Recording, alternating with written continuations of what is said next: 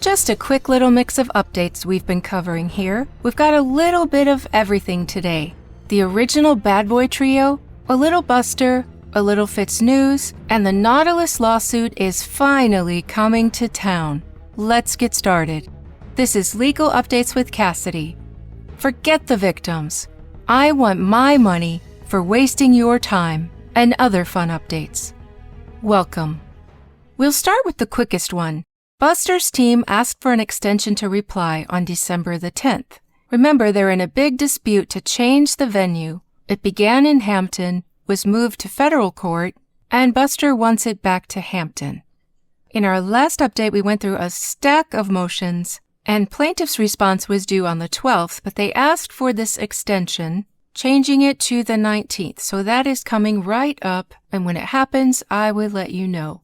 We last left off on the Austin Stanley versus Will Folks and Fitz news case, where both sides had filed their opinions, also on the motion to change venue. This was put forth by defense to get the case out of Hampton Court and into Lexington County. The court, that is Judge Bonds, has made a ruling in an 8-page document. It starts with the background, and if this is your first time hearing about this case, we see in the facts portion that this arises from the reporting on the death of Stephen Smith. The court points out that there has been a variety of investigative news stories about the death, reports from SLED that he was murdered, and much speculation and rumor.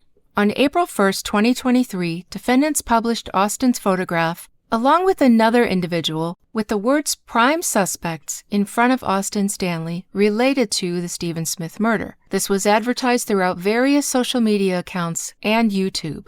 When contacted by Austin's mother about this error, they took it down. And although it doesn't mention it in the suit, by that time multiple agencies and individuals had reposted this photo on their sites, and there's no way to ensure that all of them have taken it down, so even more damage resulted from this. Mistakes can be made, and we understand that. But the problem was 6 months later, on October 9th, 2023, defendant published another story with the same photograph of Stanley with the words prime suspect over it again. So this suit was filed on February 6, 2024, alleging that Stanley was defamed as a result in his hometown of Hampton County. The case began, discovery was exchanged, a motion was argued in Hampton County, and then on August 22nd, defendants filed a motion to change venue to Lexington County, claiming residency and that no act or omission occurred in Hampton. Plaintiff filed a reply that the crux of the tort of defamation is to restore the reputation of an individual in his community, as reputation being the estimation of one's character held by his neighbors or associates, and that for Stanley means Hampton.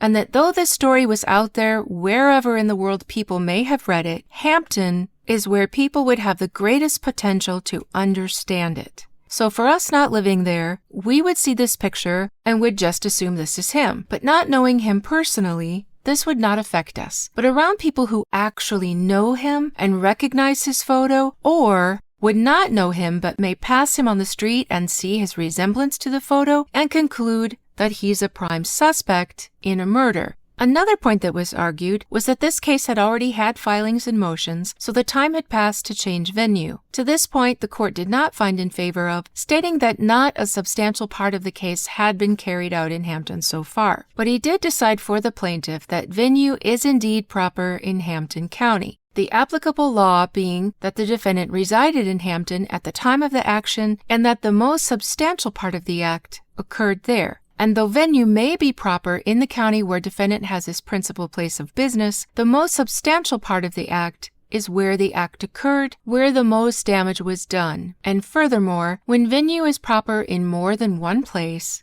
it's simply plaintiff's choice. An important subtopic came up in this case, and he expands upon that here, and that topic is publication. When you're dealing with something beyond the local printed page or domestic journals that are distributed by mail subscription, compared to something worldwide like YouTube or social media, publication gets a little harder to identify. I was able to watch this hearing, and it was interesting because laws dealing with publication were established by and large in the day of newspapers. So there needs to be new precedents to deal with how most people get their news today, the internet. And that up till this case, there are no South Carolina cases discussing venue for an internet-based defamation claim, which makes this kind of exciting because this is now a historical case, being the first of its kind in South Carolina. As such, the judge relied on decisions in other jurisdictions made by other courts to make his ruling. We discussed those in a previous podcast, but the theory is that, say, an article is physically published in New York about a person in Scranton. Once the news arrives in Scranton, amongst people who know the person being defamed, this is where the publication of defamation took place. And this is exactly like the Austin Stanley case. Fox v. Smith determined the same, adding the most important function of an action for defamation is to give the innocent and injured plaintiff a public vindication of his good name for the purpose of restoring his unjustly tarnished reputation. And that statements made on the internet can arise only where the defamatory statements are received and understood, which would be where people actually know him. So on finding this analysis persuasive, he ruled in favor of the plaintiff and denied defendant's motion to transfer venue. So this case will continue to be heard in Hampton. And with that being the last of the motions to hear, the case will now move on to the next step. And that is ADR, or Alternative Dispute Resolution. So Judge Bond has ordered them to participate in either mediation or arbitration. Mediation is where a neutral person attempts to bring a resolution. Though a mediator doesn't have any decision-making power, they help define issues and try to eliminate obstacles to communication. They try to moderate and guide the process to avoid confrontation or ill will while seeking concessions from each side during the mediation process. Arbitration is a bit more serious.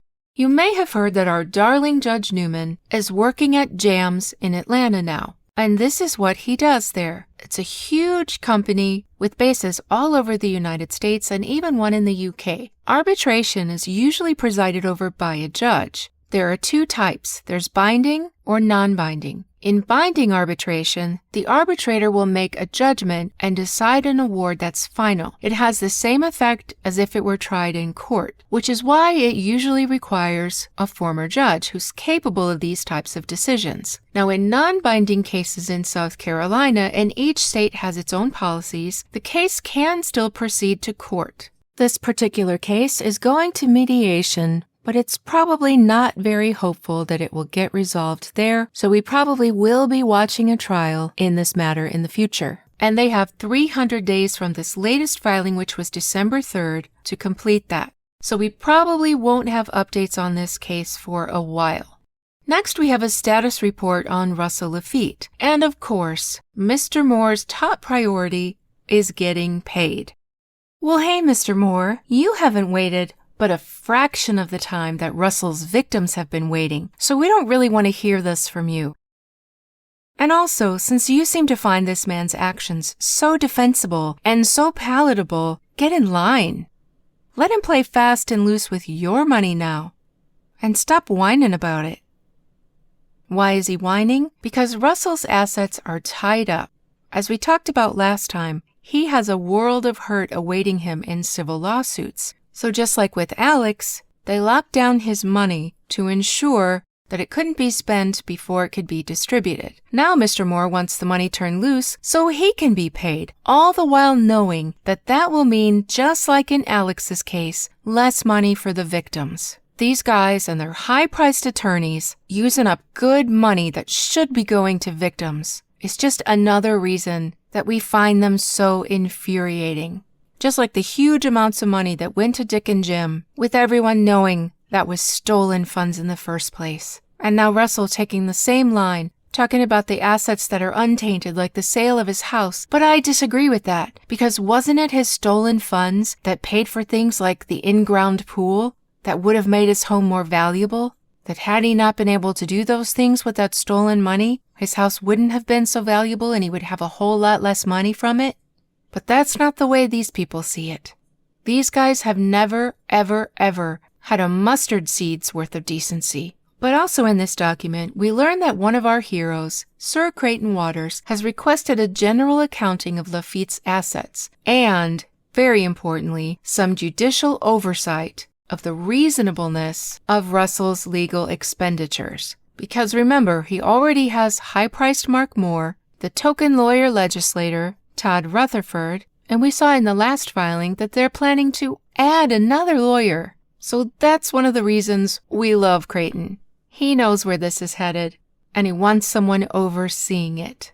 Another thing we learn is that Russell has agreed to provide an estimated accounting to the state about his assets, but we probably won't get to hear that amount anytime soon, if ever, because he's asked for these hearings to be done in camera to keep them private.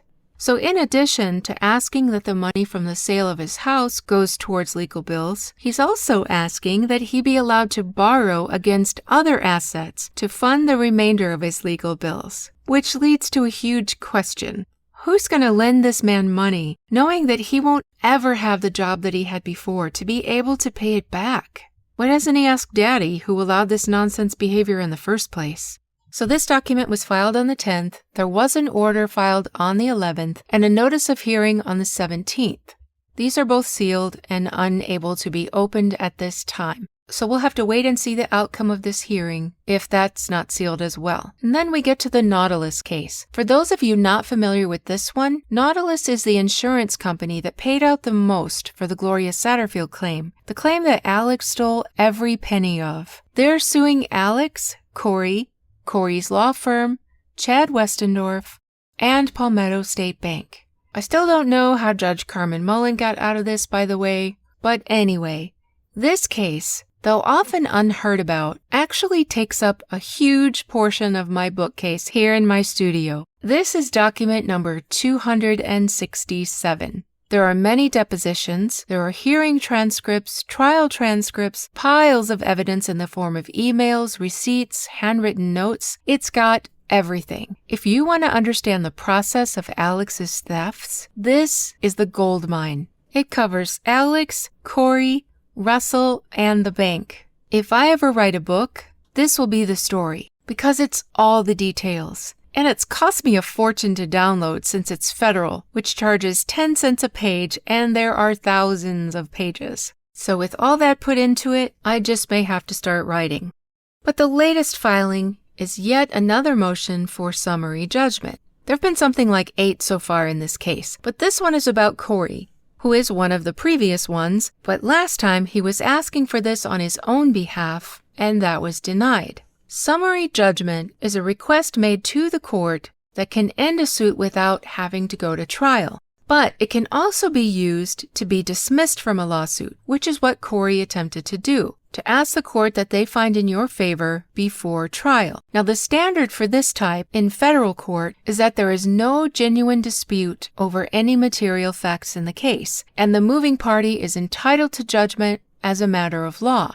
So this is what Nautilus has asked for regarding Cory, because Cory can't deny liability for these crimes. Why not? There are admissions that he's made in guilty pleas for his federal and state criminal charges, as well as the South Carolina Supreme Court's disbarring him because of admissions made. So basically they say they don't need to prove his guilt. He's confessed it already multiple times. As proof of which, they provide exhibits of these court documents and transcripts. For now, this trial is scheduled to begin on January 6th, with the last details being filed now, like requests for juror questionnaires and such. I so wish this trial could be televised, and it is gonna kill me waiting to hear about it.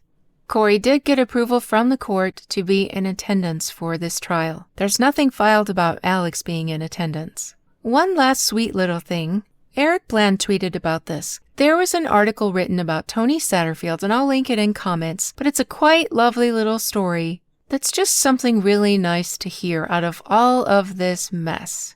That's it for now, but as you well know, this fiasco never seems to end. Instead, the number of cases just continues to multiply. There aren't any new updates on the conspiracy case, but I've also been checking on that one. I'm sure there will be a new pile of motions before I can finish my latest Mafia episode that I've been trying to finish for weeks.